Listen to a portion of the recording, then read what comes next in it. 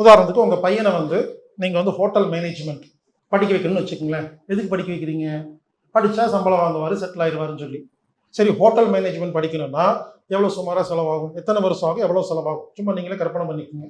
சுமாராக யாரோ ஒருத்தர் சொல்லுங்களேன், ஹோட்டல் மேனேஜ்மெண்ட்டுக்கு உங்கள் பையனை அனுப்பணும்னா மொத்த செலவு காலேஜ் முடிச்சு வர்றதுக்கு சுமாராக எவ்வளோ ஆகும்? அப்ராக்சிமேட்டாக மினிமம் 5 to 10 lakhs. அது நீங்கள் சேர்த்துற காலேஜை பொறுத்து இருக்கு. நான் என்ன சொல்கிறேன்னாங்க, அங்கே போனால் உங்கள் பையனுக்கு கிடைக்கிறது வெறும் சர்டிஃபிகேட்டுங்க. தியரட்டிக்கலாக சொல்லி கொடுத்துருப்பாங்க. ஹோட்டல் மேனேஜர் என்ன சொல்லி தராங்க தெரியுமா?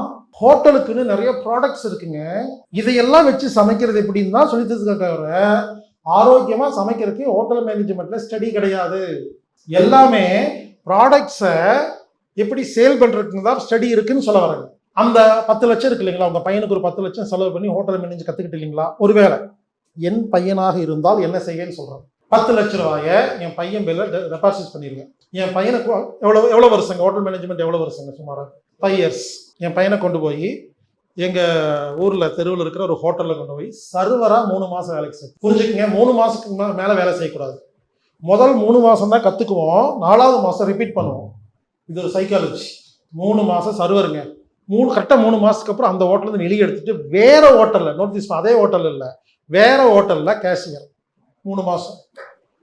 அப்புறம் இன்னொரு ஹோட்டலில் போய் உள்ள சமையல் பண்ணுறதுக்கு ஹெல்ப்பர், சும்மா காய்கறி கட்டி கொடுக்க கார்னர்.